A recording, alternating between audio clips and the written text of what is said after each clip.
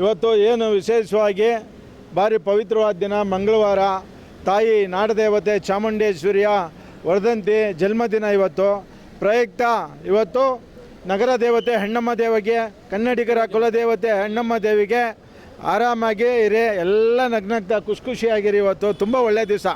ಯಾವುದೇ ಸಂಕಲ್ಪ ಮಾಡಿಕೊಂಡ್ರು ತಾಯಿ ನೆರವೇರಿಸ್ತಾ ಇದೆ. ಇವತ್ತು ಏನು ನಮ್ಮ ಉದ್ದೇಶ ಇಷ್ಟೇ, ಬೆಂಗಳೂರು ನಗರಕ್ಕೆ ಕರ್ನಾಟಕಕ್ಕೆ ಯಾವುದು ಕೆಟ್ಟ ದೃಷ್ಟಿ ಬೀಳಬಾರ್ದು. ಯಾಕೆ ಅಂದರೆ ವಲಸೆ ಜನರು ತುಂಬ ಬರ್ತಾ ಇದ್ದಾರೆ ಕರ್ನಾಟಕದಲ್ಲಿ ಸೇವೆ ಮಾಡಲಿಕ್ಕೆ, ಕೆಲಸ ಕಾರ್ಯ ಮಾಡಲಿಕ್ಕೆ. ಯಾವುದೇ ಕೆಟ್ಟದಿದ್ದರೂ ಕೂಡ ನಮ್ಮ ರಾಜ್ಯಕ್ಕೆ ಕೆಟ್ಟ ಪರಿಣಾಮ ಬೀಳಬಾರ್ದು. ಆಡೋ ಸರ್ಕಾರಗಳು ಇರ್ಬೋದು, ಆಡಳಿಕೆ ಮಾಡೋ ಮುಖ್ಯಮಂತ್ರಿಗಳು, ಈ ರಾಜ್ಯದ ದೊರೆಗಿರ್ಬೋದು, ಆಮೇಲೆ ಅವ್ರ ಮಂತ್ರಿಮಂಡಲಕ್ಕೆ, ವಿರೋಧ ಪಕ್ಷದ ನಾಯಕರಿಗೆ ಪ್ರಾದೇಶಿಕ ಚಿಂತನೆ ಯಾರು ಇಟ್ಕೊಂಡಿದ್ದಾರೆ ಅವ್ರಿಗೆಲ್ಲ ತಾಯಿ ಆಶೀರ್ವಾದ, ನಗರ ದೇವತೆ ಹೆಣ್ಣಮ್ಮನ ಆಶೀರ್ವಾದ ಸದಾ ಇರಲಿ. ಏನಿವತ್ತು ರಾಜ್ಯದಲ್ಲಿ ಬೇರೆ ರಾಜ್ಯದವರು ನಮ್ಮ ಮೇಲೆ ದಬ್ಬಾಳಿಕೆ ದೌರ್ಜನ್ಯನ ನಿರಂತರವಾಗಿ ಮಾಡ್ಕೊಂಬಂದಿದ್ದಾರೆ. ಕನ್ನಡಿಗರು ಅಂದರೆ ಅಷ್ಟು ಪ್ರೀತಿ ಅವ್ರಿಗೆ, ಆದ್ದರಿಂದ ದಬ್ಬಾಳಿಕೆ ದೌರ್ಜನ್ಯ ಮಾಡ್ತಾ ಇದ್ದಾರೆ. ಏನೂ ಆಗೋಕ್ಕಿಲ್ಲ. ಆ ತಾಯಿ ನಮ್ಮ ಮೇಲೆ ಯಾವುದೇ ರೀತಿ ಯಾರೇ ದಬ್ಬಾಳಿಕೆ ಮಾಡಿರೋ ಕ್ಷಣ ಮಾತ್ರ ಅಷ್ಟೇ, ಪೂರ್ತಿ ದಿನ ಮಾಡೋಕ್ಕಾಗಲ್ಲ. ಯಾಕೆಂದರೆ ಕನ್ನಡಿಗರು ಮನಸ್ಸು ಆ ಥರ ಎಲ್ಲರಿಗೂ ಆಹ್ವಾನ ಮಾಡಿ ಊಟ ತಿನ್ನಲಿಕ್ಕೆ, ಕೆಲಸ ಕಾರ್ಯ ಮಾಡಲಿಕ್ಕೆ ಎಲ್ಲ ಅನುಕೂಲ ಮಾಡಿಕೊಡ್ತಾ ಇದ್ದಾಳೆ. ತಾಯಿ ಹೆಣ್ಣಮ್ಮನ ಆಶೀರ್ವಾದ ಬೆಂಗಳೂರು ನಗರದಲ್ಲಿ ಎಲ್ಲರಿಗೂ ಆ ತಾಯಿ ಆಶೀರ್ವಾದ ಇದೆ. ಆದ್ದರಿಂದ ಒಳ್ಳೆಯದಾಗಲಿ, ಒಳ್ಳೆ ಮಳೆ ಬೆಳೀಲಿ. ಕಾವೇರಿ ವಿಚಾರ ಏನು ಈ ಗೊಂದಲ ಸೃಷ್ಟಿ ಮಾಡಿದಾರೋ ಆ ಕಾವೇರಿ ವಿಚಾರನೂ ಪರಿಹಾರ ಸಿಗಲಿ. ನಮ್ಮ ಕರ್ನಾಟಕಕ್ಕೆ ಕನ್ನಡಿಗರಿಗೆ ಏನು ಸತತವಾಗಿ 40-50 ವರ್ಷದಿಂದ ಹೋರಾಟ ಮಾಡ್ಕೊಂಬತ್ತಾ ಇದ್ದಾರೆ. ಇವತ್ತಿಂದಲ್ಲ ಅದು. ಯಾವುದೋ ಯಾವ ಮುಖ್ಯಮಂತ್ರಿ ಬಂದರೂ ತಮಿಳ್ನಾಡಿನಲ್ಲಿ ಫಸ್ಟ್ ಎತ್ತದೆ ಕಾವೇರಿ ವಿಚಾರ. ಇನ್ನೊಬ್ಬರು ಈಗ ಕಾವೇರಿ ವಿಚಾರ ಎತ್ತಿ ಆಲೆ ಸುಮಾರು 3-4 ಮುಖ್ಯಮಂತ್ರಿಗಳು ನಿಧಾನ ಕಂಡಿದ್ದಾರೆ.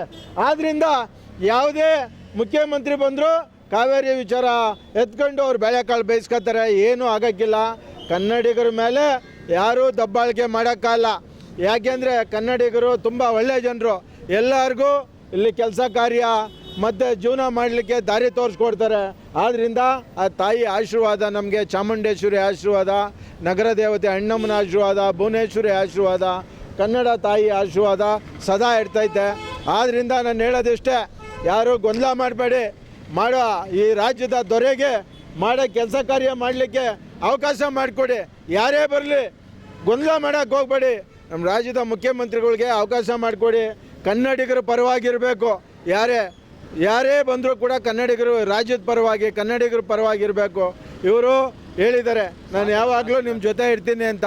ಆದ್ದರಿಂದ ಆ ತಾಯಿ ಹೆಣ್ಣಮ್ಮ ದೇವಿ ಅವರಿಗೆ ಒಳ್ಳೆ ಕೆಲಸ ಕಾರ್ಯ ಮಾಡಲಿಕ್ಕೆ ಅವಕಾಶ ಮಾಡಿಕೊಟ್ಟು ಸುರಕ್ಷಿತವಾಗಿ ಎಲ್ಲ ಕೆಲಸನೂ ನಡೀಲಿ ಅಂತ 108 ತೆಂಗಿನಕಾಯಿ ಹೊಡೆದು ಎಲ್ಲ ನಾವು ಸ್ನೇಹಿತರು, ಕನ್ನಡದ ಹೋರಾಟಗಾರರು ಸ್ನೇಹಿತರು ಸೇರಿ ಇವತ್ತು ನಗರ ದೇವತೆ ಹೆಣ್ಣಮ್ಮನಿಗೆ ಈಡ್ಗಾಯಿ ಹೊಡೆಯೋ ಮುಖೇನ ಈ ರಾಜ್ಯಕ್ಕೆ ಶಾಂತಿ ನೆಮ್ಮದಿ ಕೊಟ್ಟು ಒಳ್ಳೆ ಮಳೆ ಬೆಳೆ ಆಗಲಿ ಅನ್ನೋದು ನಮ್ಮ ಉದ್ದೇಶ ಸರ್.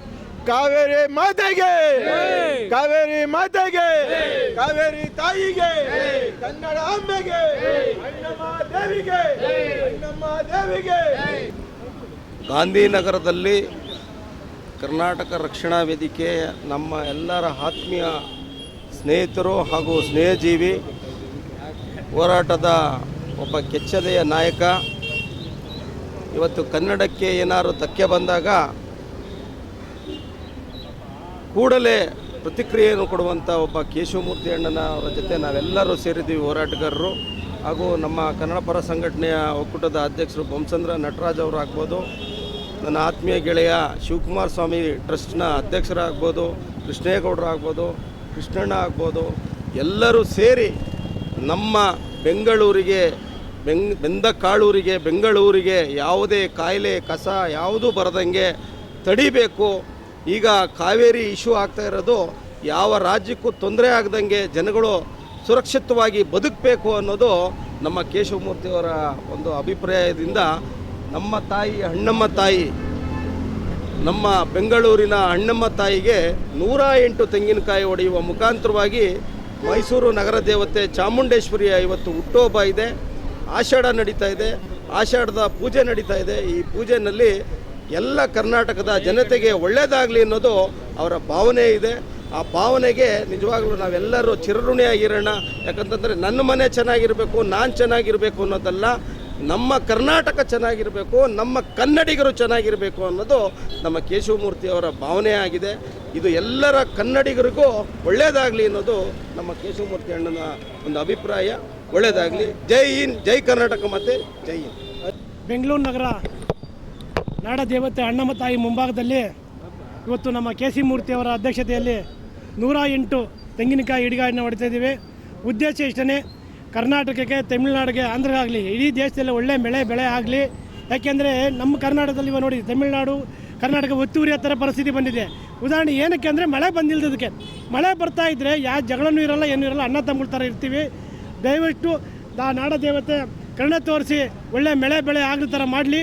ಹಾಗೆ ಇವತ್ತೇನು ಹೊಸ ಸಚಿವರಾಗಿದ್ದಾರೆ ಹೊಸ ಸಂಪುಟದಲ್ಲಿ, ಅವ್ರಿಗೂ ಒಳ್ಳೆಯದಾಗಲಿ ಅಂತ ಶುಭಾಶಯ ತಿಳಿಸ್ತಾ, ಇವತ್ತೇನು ಬೋಲೋ ಭಾರತ್ ಮಾತಾ ಕಿ ಜೈ, ಕನ್ನಡಾಂಬೆಗೆ ಜಯವಾಗಲಿ, ಕಾವೇರಿ ನಮ್ಮದು ನಾಡದೇವತೆ ಚಾಮುಂಡೇಶ್ವರಿಯ ವಸಂತೋತ್ಸವದ ಪ್ರಯುಕ್ತ ನಮ್ಮ ಗಾಂಧಿನಗರದ ಹೋರಾಟಗಾರರಾಗಿರ್ತಕ್ಕಂಥ ನನ್ನ ಅಣ್ಣನ ಸಮನಾಗಿರ್ತಕ್ಕಂಥ KC ಮೂರ್ತಿ ಅಣ್ಣನವರ ನೇತೃತ್ವದಲ್ಲಿ ಇವತ್ತು ಏನು ನಮ್ಮ ನಗರ ದೇವತೆ ಅಣ್ಣಮ್ಮ ತಾಯಿಯ ಆಶೀರ್ವಾದವನ್ನು ಪಡೆದುಕೊಂಡು ನಾಡಿನ ಒಳಿತಿಗಾಗಿ 108 ತೆಂಗಿನಕಾಯಿಯನ್ನು ಈಡ್ಗಾಯನ್ನು ಹೊಡೆಯುವಂಥ ಮೂಲಕ ಎಲ್ಲ ನಾಡಿನ ಜನತೆಗೆ ಒಳ್ಳೆಯದಾಗಲಿ, ಕರ್ನಾಟಕದಲ್ಲಿರ್ತಕ್ಕಂಥ ಕನ್ನಡಿಗರು ಎಲ್ಲರೂ ಆಯುಸ್ಸು ಆರೋಗ್ಯವನ್ನು ತಾಯಿ ದೊರಕಿಸಲಿ ಅಂತ ಹೇಳಿ ಅವರು ಮಾಡುವಂಥ ಕೆಲಸದಲ್ಲಿ ನಾವೆಲ್ಲ ಕೂಡ ಭಾಗಿಯಾಗಿದ್ದೇವೆ. ನಮ್ಮ KC ಮೂರ್ತಿ ಅಣ್ಣವರು, ನಾನು ಜಾಸ್ತಿ ಮಾತಾಡೋದು ಬಿಡಿ ಸರ್,